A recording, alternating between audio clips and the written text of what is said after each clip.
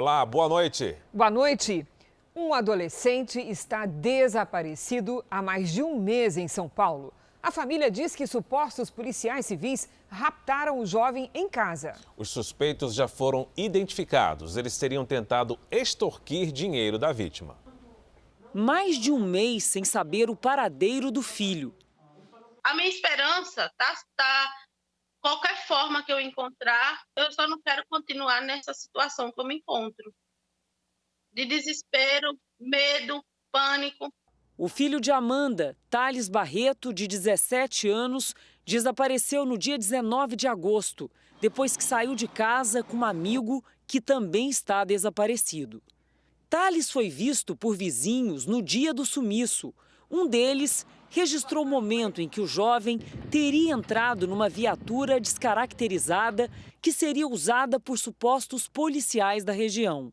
O adolescente seria usuário de drogas e, de acordo com a família, também passou a vender, o que teria motivado a abordagem. Destruição total. Não só para quem consome, mas para quem está presente, para a família inteira. Um dia antes do desaparecimento que aconteceu aqui nesse bairro, na zona leste de São Paulo, uma testemunha que não quer se identificar diz que 2 homens estiveram na casa do rapaz. Eles teriam se identificado como policiais civis, pediram dinheiro e parte da droga que estava com Thales. O rapaz não quis entregar. Esses mesmos homens teriam sido vistos mais 2 vezes na presença do jovem. Uma outra testemunha chegou a ver pessoas com as mesmas características desses supostos policiais com o Thales, 8 horas depois desse desaparecimento. O Ministério Público investiga o caso. A Corregedoria da Polícia Civil também abriu um procedimento e vai pedir a quebra do sigilo telefônico de Thales. Os 2 supostos policiais foram identificados e devem prestar depoimento ainda essa semana. Nós vemos um novo modus operandi que está se tornando cada dia mais evidente com relação à atuação de possíveis maus policiais, maus agentes do Estado. Veja agora outros destaques do dia. Bolsonaro defende economia e condena crimes ambientais em discurso na ONU. Trump destaca o combate à pandemia e critica a China. Traficante Elias Maluco é encontrado morto em presídio federal. Chuvas causam transtornos no Rio e alívio em Goiás. Na série especial, o resgate dramático de uma anta no meio do fogo.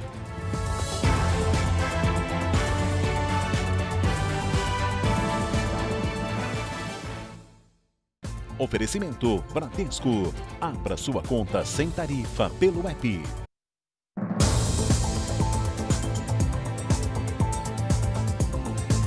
Policiais militares resgataram uma mulher condenada pelo Tribunal do Tráfico no Rio de Janeiro.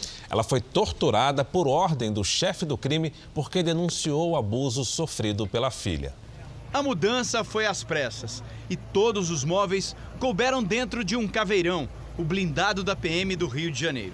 Só assim, a moradora e os 6 filhos, que têm entre 5 e 14 anos, puderam sair com segurança de uma comunidade controlada pelo tráfico, perto da Avenida Brasil, uma das principais vias da cidade.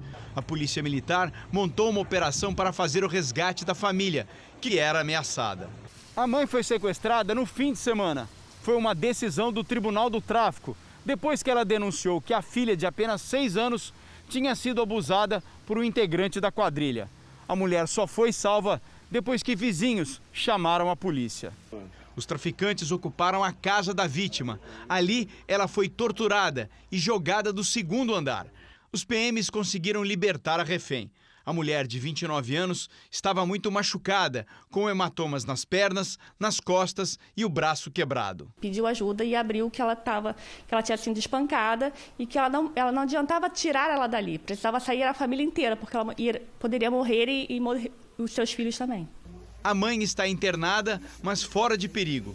Os filhos não tinham para onde ir e foram acolhidos no batalhão da Polícia Militar, até que o Conselho Tutelar encaminhe os menores para um abrigo ou casa de parentes. A mulher poderá ser incluída no programa de proteção à testemunha e deixar o Rio de Janeiro. E em Minas Gerais, uma menina sofreu queimaduras graves e morreu ao brincar com fósforos em Uberaba, no interior do estado. Os bombeiros alertam para o perigo do descuido dos pais neste momento de isolamento social. A massagem cardíaca no meio da rua foi para tentar salvar uma menina de 5 anos. Minutos antes, a criança havia sido resgatada pelos bombeiros de um apartamento em chamas. Ela estava debaixo desta cama, já inconsciente depois de inalar muita fumaça. Segundo os bombeiros, a menina brincava com o irmão na sala, quando um fósforo caiu no sofá e deu início ao incêndio. Ela morreu hoje à tarde. A mãe e o irmão estão fora de perigo. Quando uma das crianças veio pedir socorro, as chamas já estavam muito altas, né? Os sofás, eles são feitos basicamente de espuma e de madeira. Então as chamas, elas se propagam de uma maneira muito rápida. O Corpo de Bombeiros recomenda atenção redobrada neste período de pandemia. Os dados são assustadores. 75% dos casos de incêndio acontecem na cozinha e resultam desde pequenos cortes na pele até grandes queimaduras. Se a criança ela tem o interesse de cozinhar, de aprender alguma coisa, não tem problema. Mas você sempre tem que orientar a criança, a sempre que ela for fazer isso, que ela esteja acompanhada, supervisionada por um adulto. Tomar cuidado também com os registros de gás do botijão, também com fósforos ou então outros elementos que produzam faíscas ou chama. Camila e Laura, de 4 anos, ouviram as sugestões e querem colocá-las em prática. Ela sempre mexeu na cozinha, mas sempre com supervisão, nunca sozinha. O traficante Elias Maluco, condenado pelo assassinato do jornalista Tim Lopes, foi encontrado morto hoje na Penitenciária Federal de Catanduvas, no Paraná. Quem tem as informações é o repórter Mark Souza. Boa noite, Mark. Já se sabe qual a causa da morte do traficante? Oi, Cris. Boa noite. Ainda não. A Polícia Federal faz uma perícia neste momento lá no presídio de Catanduvas para apurar o caso. O corpo será levado ainda hoje para o Instituto Médico Legal de Cascavel, onde vai passar por perícia. Só depois será levado ao Rio de Janeiro, onde será enterrado. Elias Maluco era apontado como líder de uma facção criminosa e estava preso havia 18 anos. O traficante foi condenado pela morte de Tim Lopes em 2002, quando o jornalista fazia uma reportagem sobre abuso de menores em um baile funk em uma comunidade carioca. Além desse homicídio, Elias Maluco também era condenado por lavagem de dinheiro. Somadas, as penas chegavam a 40 anos de prisão. Eu conversei agora há pouco com a advogada de Elias Maluco. Ela contou que tinha uma reunião marcada com ele hoje à tarde. Cristina, fará? Obrigada, Mark. A deputada federal Flor de Lis prestou depoimento hoje em Brasília ao corregedor da Câmara. O processo investiga a parlamentar por quebra de decoro. Ela é suspeita de ser a mandante da morte do marido. O depoimento foi um pedido da defesa da parlamentar. O processo de quebra de decoro pode resultar em perda do mandato. O corregedor da Câmara, Paulo Bengtson, ouviu a deputada por mais de 1 hora e também fez perguntas sobre mensagens que supostamente incriminariam Flor de Lis. Dentro dos questionamentos havia ali muitos pontos que são da acusação, certo? Daquilo que nós já tivemos acesso, então nós já perguntamos de acordo com a acusação tem se mostrado. A Corregedoria tem até 45 dias para apresentar o relatório ao Conselho de Ética, mas o corregedor disse que vai ficar em Brasília para garantir que esse prazo seja antecipado até o final desse mês. Depois do Conselho de Ética, esse processo deve seguir para plenário e a parlamentar poderá se defender 2 vezes para tentar evitar a perda do mandato. A defesa diz que a parlamentar é inocente e pode recorrer ao Supremo Tribunal Federal. Acredita a defesa que a Corregedoria, ao final dos 45 dias, irá perceber que no rol taxativo da quebra do decoro parlamentar, a deputada não se inclui. Na semana passada, a Justiça do Rio de Janeiro determinou que a deputada use tornozeleira eletrônica, mas ela ainda não compareceu para cumprir a medida. Outras determinações obrigam a parlamentar a ficar em casa das 11 da noite às 6 da manhã. O jornalismo da Record TV entrevistou um dos investigados na operação que apura a suposta corrupção na Secretaria de Saúde do Distrito Federal. Ele é suspeito de participar do desvio de 11 milhões de reais da compra de testes para a Covid-19 e está foragido. O ex-subsecretário de Saúde do Distrito Federal, Johann Struck, é um dos 15 denunciados na Operação Falso Negativo. Os promotores acreditam ter descoberto um esquema de corrupção nas licitações para aquisição de testes da Covid-19 e outros serviços considerados urgentes durante a pandemia. Na época, os principais gestores da Secretaria de Saúde foram presos preventivamente, entre eles o então secretário Francisco Araújo. Johann era o subsecretário de Gestão e estava foragido. Em entrevista exclusiva à Record TV, antes de se entregar à Justiça, ele disse que não tinha se apresentado até agora porque estava com suspeita de Covid-19. Johann nega as acusações. Eu desconheço qualquer tipo de favorecimento, qualquer tipo de indicação, qualquer tipo de favorecimento, né, ou de solicitação de dinheiro, de propina, nada dentro do âmbito da Secretaria de Saúde. Johann se apresentou ao Ministério Público no fim da tarde na companhia dos 2 advogados. Aos 27 anos e sem curso superior, o estudante de gestão pública era um dos responsáveis por assinar contratos milionários em nome do governo do Distrito Federal. Ele disse que assumiu a função de subsecretário da Secretaria de Saúde depois de que vários profissionais desistiram da função. Agora, a defesa aguarda uma decisão judicial pela anulação do pedido de prisão por falta de provas. Se realmente, então, houve algum desvio, onde é que está o dinheiro? Porque o Ministério Público simplesmente não consegue, e cabe a ele, como órgão acusador, apresentar onde está o dinheiro. Se houve desvio, se houve corrupção, tem que ter havido desvio. E ele não consegue apresentar absolutamente nenhuma prova.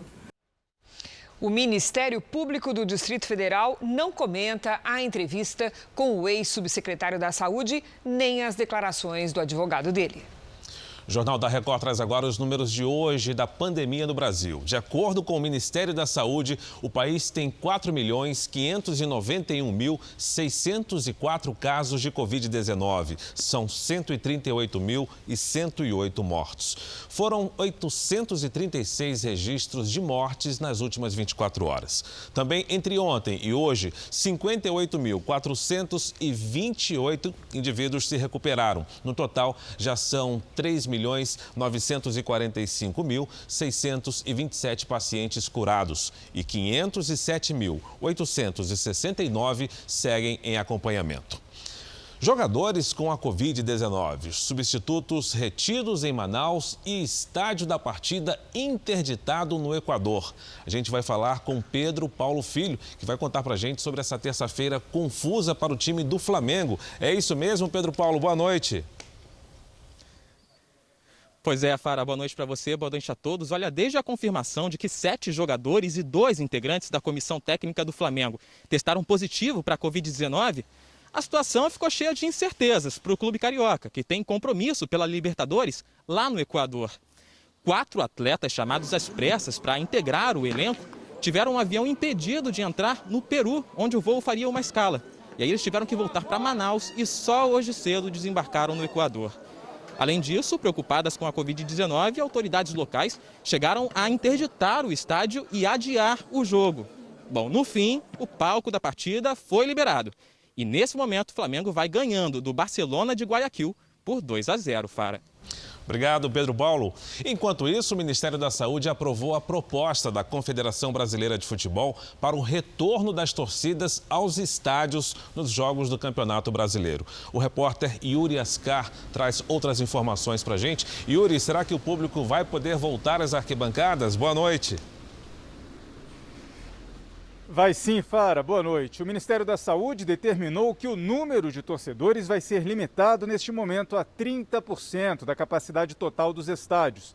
A liberação passa a valer para os jogos das séries A e B, mas ainda vai depender de uma decisão do município onde a partida é realizada. A ideia é que os torcedores retornem já em outubro. De Brasília, Yuri Ascar. Obrigado, Yuri Escar. O Jornal da Record continua falando sobre esporte. A corrida de São Silvestre em São Paulo foi transferida de 31 de dezembro para 11 de julho do ano que vem. Os organizadores disseram que a transferência foi necessária para garantir a segurança dos atletas e também do público. Portanto, em 2021, haverá 2 edições da prova, uma no meio do ano e a outra no 31 de dezembro. Mais peritos médicos voltaram hoje ao trabalho.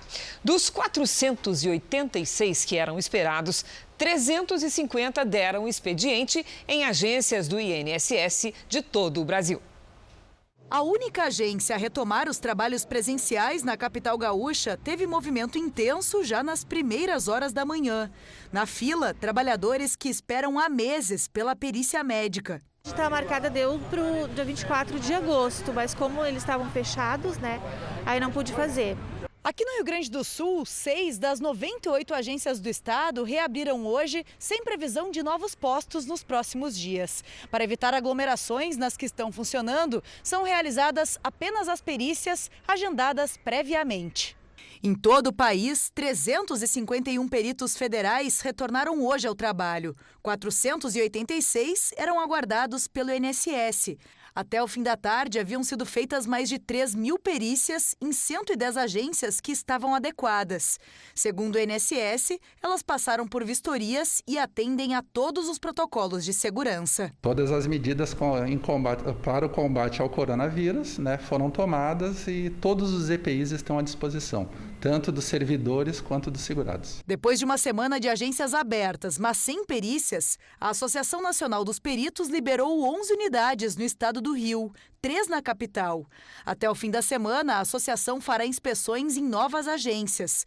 No Recife, 8 agências retomaram os trabalhos. A entrada nos prédios só é permitida 15 minutos antes das marcações. A limpeza dos ambientes foi reforçada. A partir de amanhã, mais 190 agências devem ter perícias agendadas em todo o país.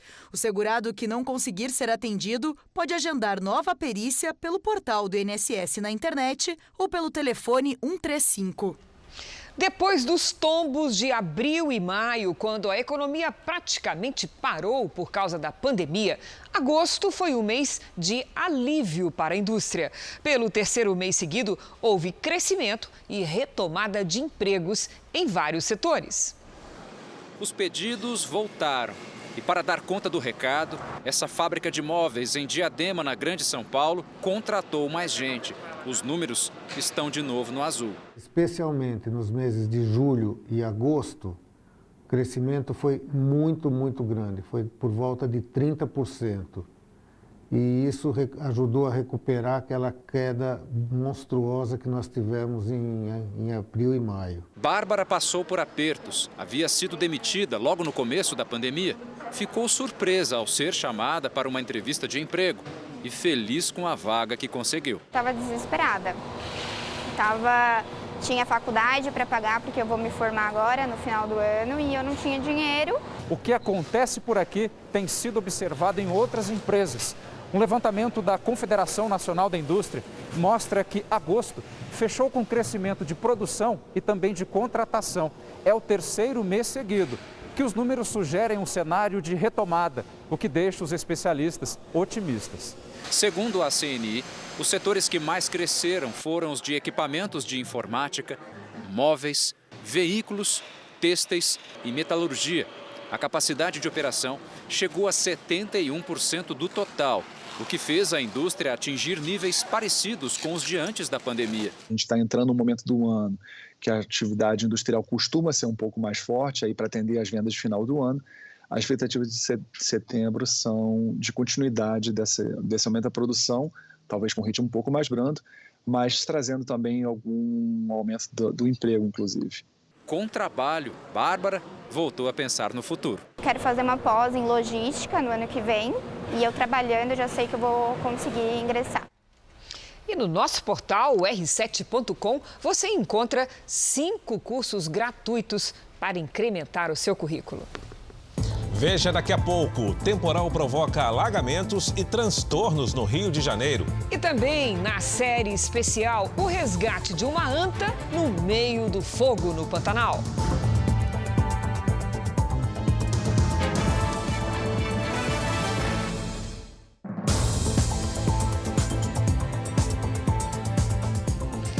O presidente Jair Bolsonaro abriu a Assembleia Geral da ONU hoje com um discurso em que exaltou a economia do Brasil e disse que o governo tem tolerância zero contra crimes ambientais. Bolsonaro também fez apelo pela liberdade religiosa.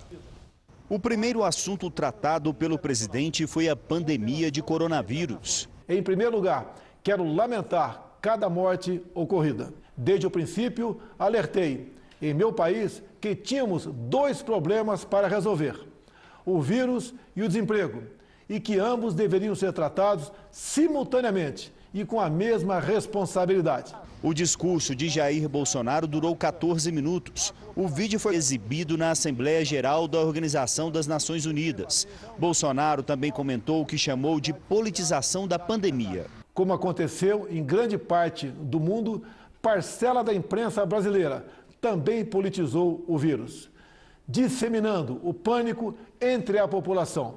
Sob o lema "Fique em casa" e "A economia a gente vê depois", quase trouxeram o caos social ao país. Nosso governo, de forma arrojada, implementou várias medidas econômicas que evitaram o mal maior. O presidente citou o pagamento do auxílio emergencial. Concedeu auxílio emergencial em parcelas que somam aproximadamente $1.000 para 65 milhões de pessoas. O maior programa de assistência aos mais pobres no Brasil e talvez um dos maiores do mundo.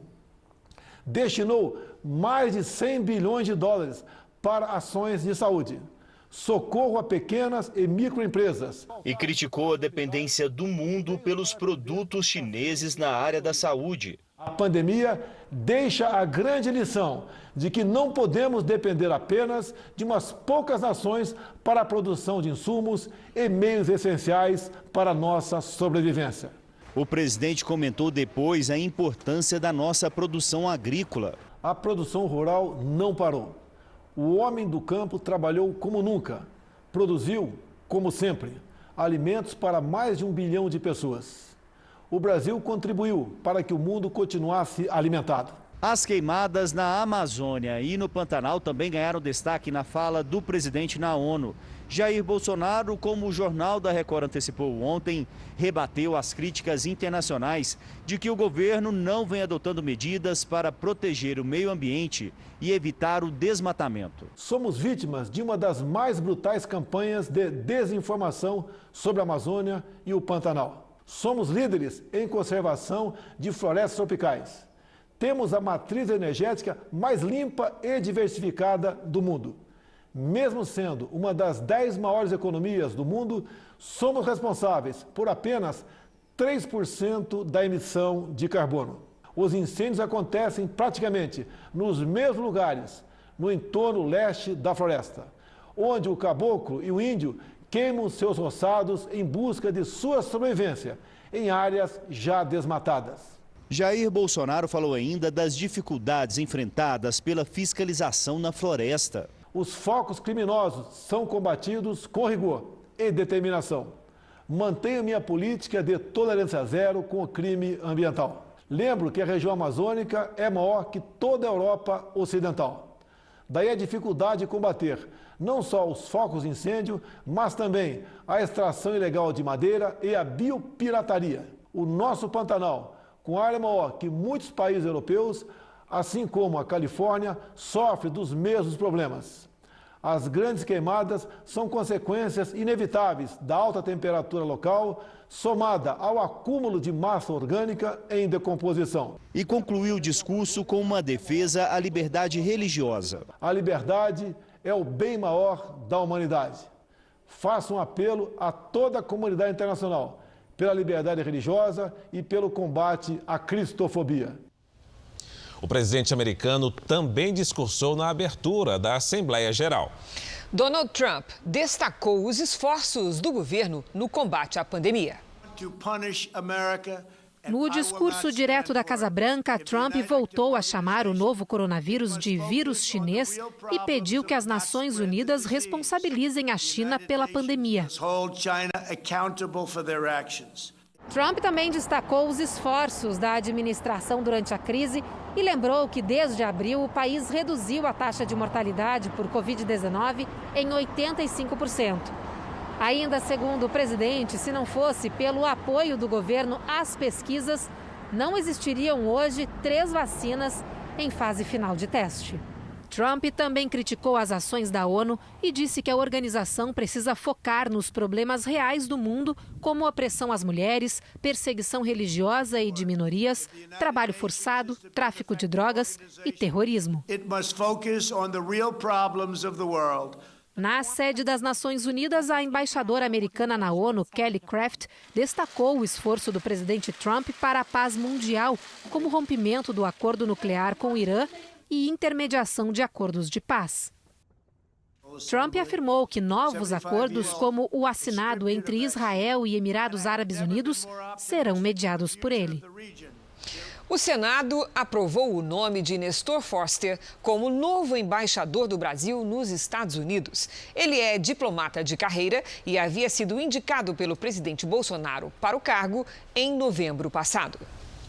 A Semana Nacional do Trânsito traz uma novidade para os motoristas. O pagamento das multas pode ser antecipado e com desconto de 40%. A carteira digital de trânsito ganhou uma nova função. Agora é possível acompanhar as multas recebidas e fazer o pagamento antecipado, com desconto de até 40%. A novidade foi anunciada pelo Departamento Nacional de Trânsito. Por enquanto, a opção só é válida para pessoas físicas. As empresas com frotas devem continuar usando o aplicativo do sistema de notificação eletrônica. Para conseguir o desconto, o dono do veículo tem que reconhecer a infração e não pode recorrer da multa. O pagamento deverá ser feito pelo sistema de notificação eletrônica. Quem já usa os aplicativos do SNE e da carteira digital de trânsito tem que atualizá-los para ter acesso às novas funções. Elas estão disponíveis no aplicativo da carteira digital de trânsito, nos sistemas iOS e Android. Agora, atenção! Ao aderir à nova função, o dono do veículo deixará de receber as notificações de infrações pelos correios. Tudo será feito pelo aplicativo. Desde 2016, o sistema de notificação eletrônica já gerou mais de 100 milhões de reais de desconto em multas de trânsito para motoristas de todo o país. No momento, as notificações eletrônicas abrangem as autuações de todos os órgãos de fiscalização nacionais, além das emitidas por 15 DETRANs e mais de 80 institutos municipais. Renato começou a usar os aplicativos há 6 meses. A facilidade é que você, com o aplicativo, você já usa a sua conta, o banco também está no aplicativo. Você já ganha o desconto, a multa já é automaticamente liberada, você já pode transferir um carro, por exemplo, agilidade, no dia a dia. E a Câmara dos Deputados aprovou mudanças no Código de Trânsito, que agora seguem para a sanção presidencial. Entre as alterações, a validade da Carteira Nacional de Habilitação passa a ser de 10 anos para condutores com menos de 50 anos de idade. Mudança também no sistema de pontos para a suspensão da carteira. Pelas novas regras, o motorista perde o direito de dirigir com 20, 30 ou 40 pontos. Tudo depende de quantas infrações gravíssimas ele tenha. Veja a seguir, polícia faz operações para combater a produção de anabolizantes falsos. E também, na série sobre o Pantanal, a luta dos voluntários para salvar animais atingidos pelo fogo.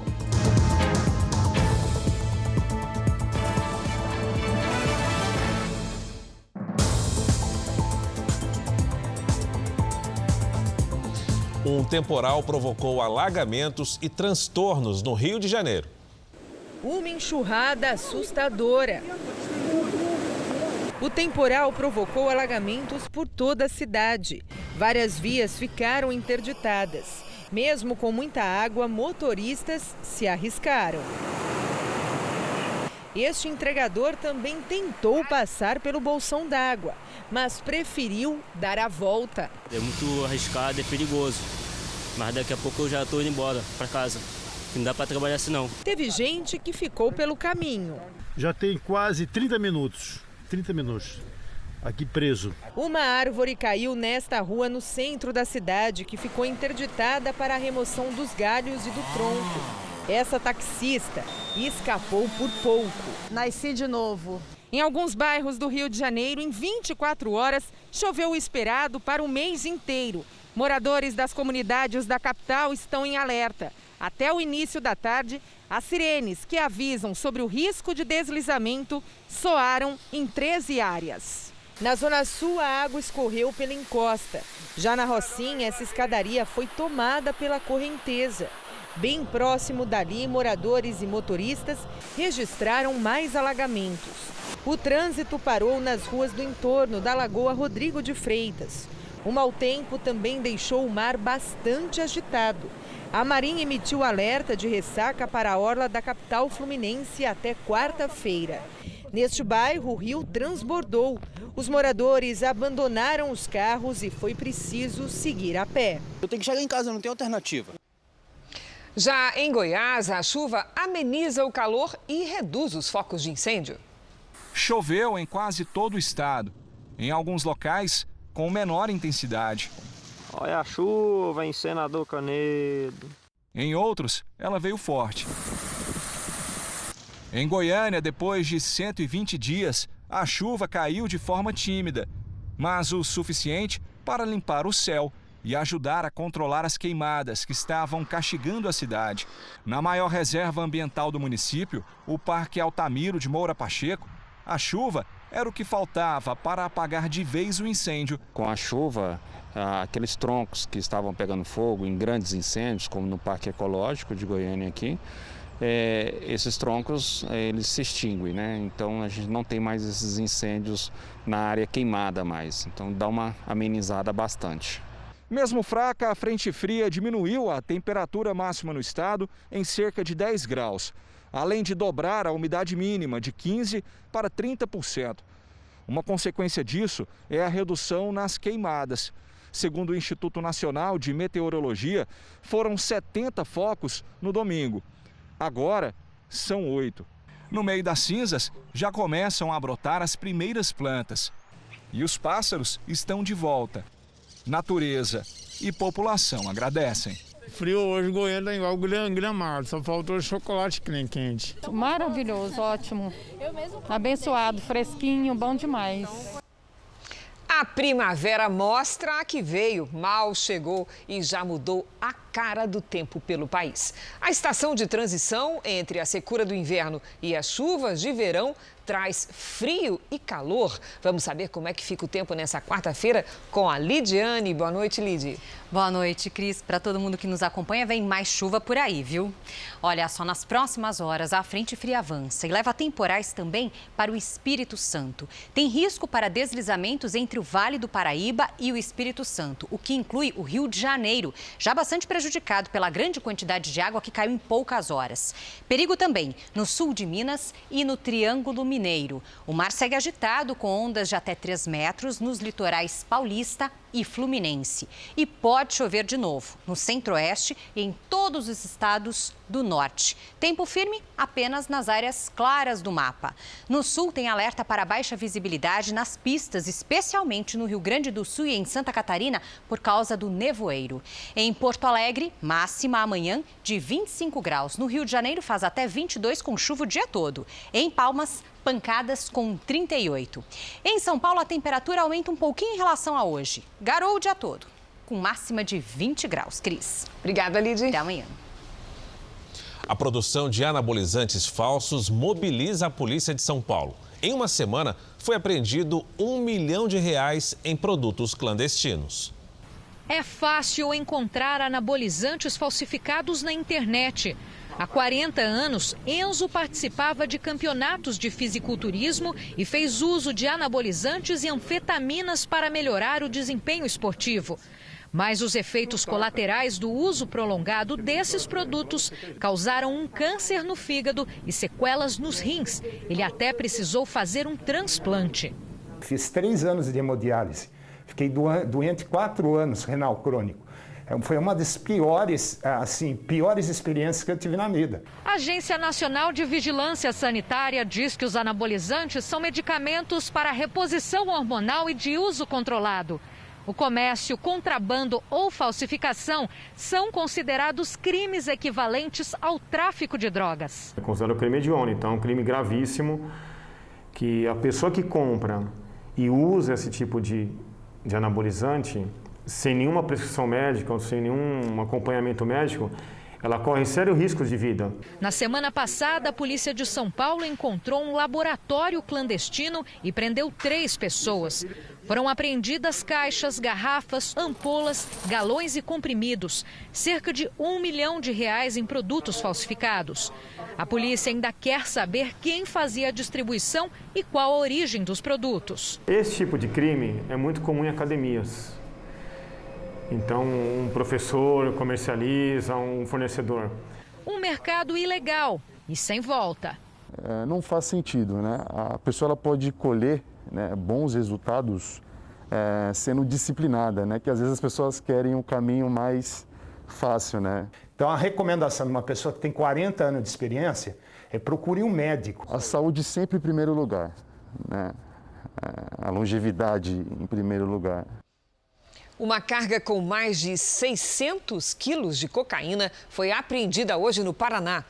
A droga estava escondida em sacos de açúcar e foi encontrada durante fiscalização da polícia e da Receita Federal no porto de Paranaguá. A cocaína seguiria para a Antuérpia, na Bélgica.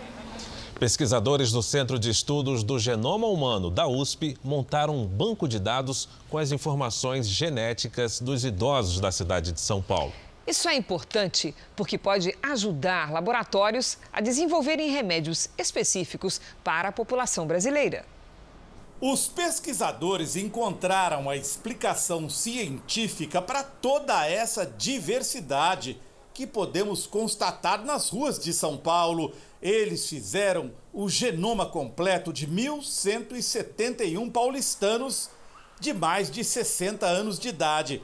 Um banco genético inédito. Os cientistas encontraram 76 milhões de variantes genéticas. O mais importante, 2 milhões delas não figuram em bancos de dados internacionais. São aqueles nos quais a indústria farmacêutica se baseia para desenvolver drogas e tratamentos de precisão voltados para brasileiros. Até agora, 90%, para alguns casos 80%, de todas as informações a respeito de farmacogenômica são para populações de base principalmente europeia. Então, Estados Unidos e a Europa, né, com grandes bancos de dados, foram pioneiros nisso. Na população paulistana, os cientistas identificaram entre 60 a 70 milhões de pares que não constam do sequenciamento feito fora do Brasil, cerca de 3% do genoma completo. Parece pouco, mas pode explicar a incidência diferente de algumas doenças. Essa diferença talvez explique por que a fibrose cística é 5 vezes mais comum na Europa do que no Brasil. Já os brasileiros são mais vulneráveis à surdez causada pelo gene GJB2 e também a chamada febre familiar mediterrânea, que talvez tenhamos herdado dos nossos ancestrais que vieram do Oriente Médio, da Península Ibérica e do Mediterrâneo. A ideia é multiplicar esse tipo de estudo para permitir que a produção de drogas não se baseie apenas no genoma dos europeus ou dos norte-americanos, mas que também considere o alto grau de miscigenação dos brasileiros. Os sindicatos dos funcionários dos Correios acataram a decisão da Justiça que concedeu reajuste e determinou o fim da greve. Assembleias na noite desta terça-feira aprovaram o fim da paralisação. Segundo os Correios, 92% dos trabalhadores já voltaram aos postos. Preso no Rio, um dos criminosos que invadiram o Aeroporto Internacional Tom Jobim para resgatar um balão. O suspeito faz parte de uma quadrilha que chegou a trocar tiros com os policiais do aeroporto em julho. Na casa dele foram apreendidos material para confeccionar balões, camisas com alusão a grupos de baloeiros e as gaiolas onde eram mantidos 5 pássaros sem autorização do IBAMA. Os incêndios no Pantanal já destruíram 3 milhões de hectares. Os dados foram divulgados hoje pelo IBAMA em parceria com a Universidade Federal do Rio de Janeiro. Onde a chuva não veio, o fogo segue sem freios. Estas imagens foram gravadas durante a noite na região da Serra do Amolar, em Mato Grosso do Sul. Na Barra do São Lourenço, uma família ribeirinha precisou ser retirada às pressas pelos bombeiros. Em poucos minutos, as chamas avançaram sobre a casa. As pessoas que a gente tirou aqui, a casa onde elas moram, o incêndio já chegou. A gente está combatendo ele agora aqui. Talvez seja difícil de ver, mas a frente de fogo está fazendo quase a noite virar dia aqui. Durante o dia, pelo Rio Paraguai, muita fuligem e fumaça das queimadas. A região faz parte de uma rede de proteção da planície pantaneira, distante 150 quilômetros de Corumbá. Segundo o IBAMA, o fogo no Pantanal já devastou uma área equivalente ao estado de Alagoas, mais de 3 milhões de hectares. Em Mato Grosso, são quase 2 milhões de hectares queimados. Em Poconé, onde não choveu, os focos de incêndios permanecem ativos. A expectativa é de que ainda nesta semana, homens da Força Nacional comecem a ajudar no trabalho. A gente precisa equipar estrategicamente toda a corporação e se preparar com equipes extras nesse período que é extremamente delicado. Voluntários de várias partes do Brasil estão no Pantanal para ajudar bichos atingidos pelas queimadas. Nossa equipe acompanhou o resgate de uma anta. Uma corrida contra o tempo, cheia de obstáculos para tentar salvar o animal que estava bastante machucado. É o que você vai ver agora na reportagem especial de hoje. Há 4 dias, este macho adulto aparece no quintal da pousada, às margens do rio São Lourenço. Normalmente, ele não se aproximaria dos humanos, mas está tão fraco que nem se importa.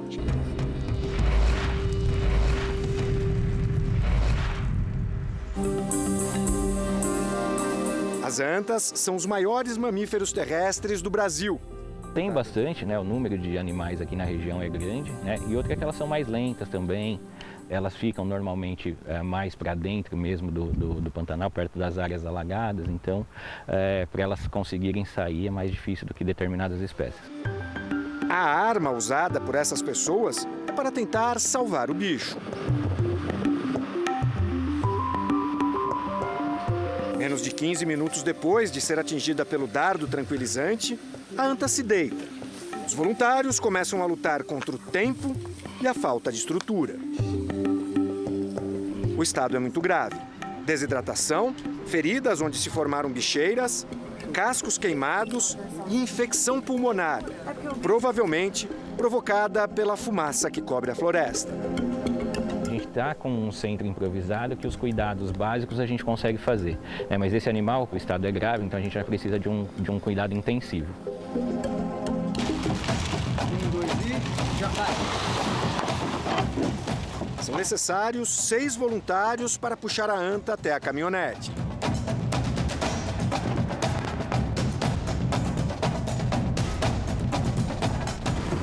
Quando é animal de grande porte, o peso, então a gente tem que ter um caminhão, algum veículo que consiga transportar o animal, de preferência acordado. Na falta, a gente tem que sedar.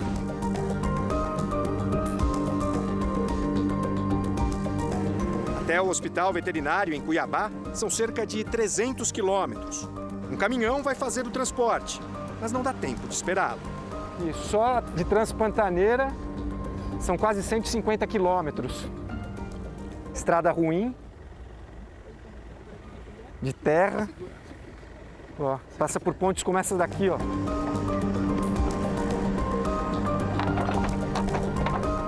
É uma viagem tensa. Para o carro. Ela começou a se mexer. Peraí. Tô segurando. Tá respirando. Não bem. É preciso parar a caminhonete várias vezes. A trepidação, ela tá vindo pra cá e tá dificultando a respiração dela. Eu coloquei a venda para diminuir os estímulos visuais porque ela tá bem superficial na sedação. Quando dá, o tranquilizante é aplicado com o carro em movimento. A causa do problema está sempre ao nosso lado. 3 horas atrás não tinha esse incêndio. A anta começa a acordar.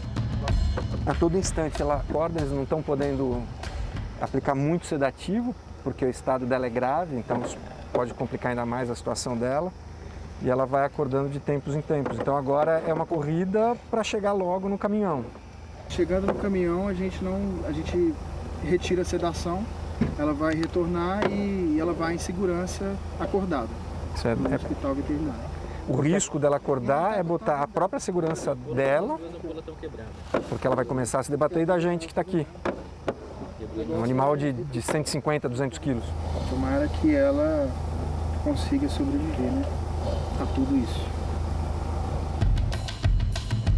O veterinário Felipe viajou mais de 1.700 quilômetros. Largou temporariamente o consultório em Belo Horizonte para cuidar de graça dos bichos afetados pelo incêndio no Pantanal.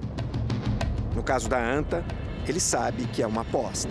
Um animal, ele faz a diferença para que seja visto, o problema seja visto. E se ele for salvo, a gente sabe que o nosso trabalho foi feito e é muito gratificante. Todos aqui são voluntários. A universitária Isabela veio de Cuiabá. Dar o melhor, né? Dar o que eu posso dar, porque eu amo a causa nobre. E é isso, a gente tá aqui pelos bichos, para cuidar deles e fazer o que a gente pode. Apesar de todo o empenho, o animal começa a convulsionar. Paramos novamente. A preocupação é visível no rosto do veterinário. Está tendo pequenas convulsões e aí nós vamos entrar com outro medicamento para controlar. Não dá tempo para pensar muito. A viagem segue. No meio da estrada, a imagem que todos esperavam. Encontramos o caminhão. Alívio? Alívio. Um grande alívio. Para nós e para o animal. Como a caixa de transporte também foi feita às pressas durante as queimadas, é preciso acertar alguns detalhes. Os parafusos das alças podem machucar o animal quando ele acordar. Problema resolvido, hora de transferir. Aí embaixo. Agora, a anta não precisa mais de sedação. Embora o quadro ainda seja muito grave, os riscos diminuem um pouco e ela segue para Cuiabá. A gente torce para que tudo dê certo e que ela se recupere rápido e volte para casa, né, que é o Pantanal. Tá cuidando já. Entre o animal ficar definhando e morrer em decorrência de sequelas do fogo, é melhor que a gente faça a intervenção e dê uma possibilidade de recuperação. Para mim, eu falo que tudo que a gente está passando aqui é muito intenso, né? A gente vai de baixo para cima rapidinho e cai de novo muito rápido.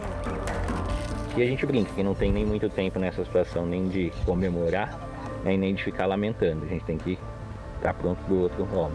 Mas a sensação nesse momento é de alívio.